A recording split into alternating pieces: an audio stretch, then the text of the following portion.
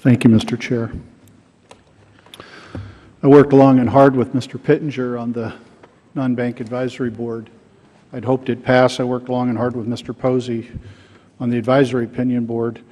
But as Mr. Pittenger full well knows, and I compliment him again for introducing the bill, an amendment was added yesterday that kills the bill, and it's dead. It may pass the House, I don't know, but it's dead.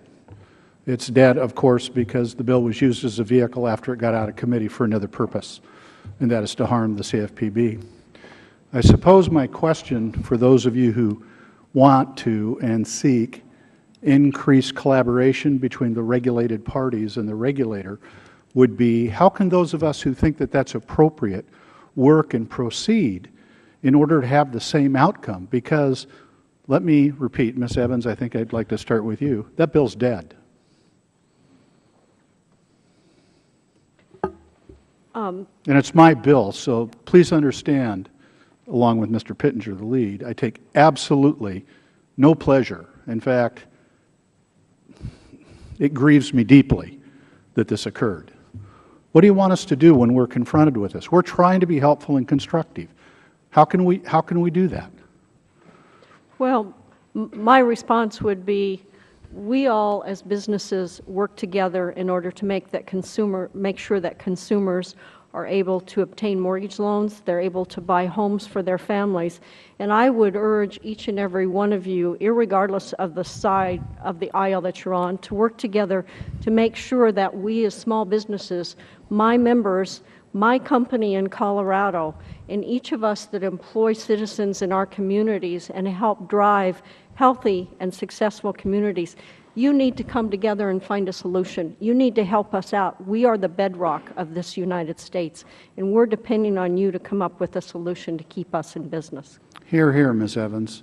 Please note the bill came out of committee 53-5, and after it got out of committee, without consultation across the aisle, the amendment was proposed. So we collaborated. For months, we collaborated. And we are deeply frustrated, and if I am conveying the depth of my frustration to you and all of you who wanted this bill to pass, including myself, please understand how deep my frustration is that after months of working on this, we were bushwhacked. Ms. Wilson, I have admittedly a lot of sympathy for the concerns that have been expressed about the difficulties in implementing the August 1st deadline and the integration of TILA and RESPA. I frankly think they're right, that it's a deadline that may be problematic. But I'm interested in your response. Please know that we may have a little bit of a disagreement if you're going to come from where I think you are, but I do want to know what your point of view is. I am so glad that you asked me that question. I wanted to have the opportunity to speak to that because I think this is actually a really fascinating issue for one particular reason. The integrated disclosure requirements were actually implemented by final rulemaking by the CFPB in 2013. So the rules that were actually supposed to guide this process, the industry has had notice of for almost 2 years.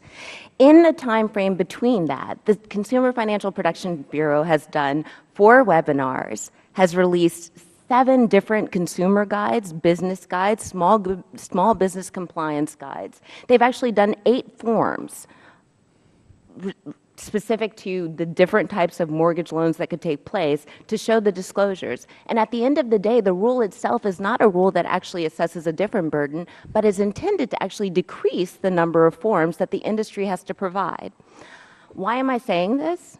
I'm saying this because just less than a year ago, the very same industry associations that are coming to you today and asking you for an extension testified before this very same subcommittee that the very rulemaking that the CFPB engaged with respect to the integrated disclosure should be hailed as a classic example of how the industry can work with the CFPB to get the rule and the process right. Okay, I see the yellow lights on, so I don't mean to rudely interrupt, but yeah.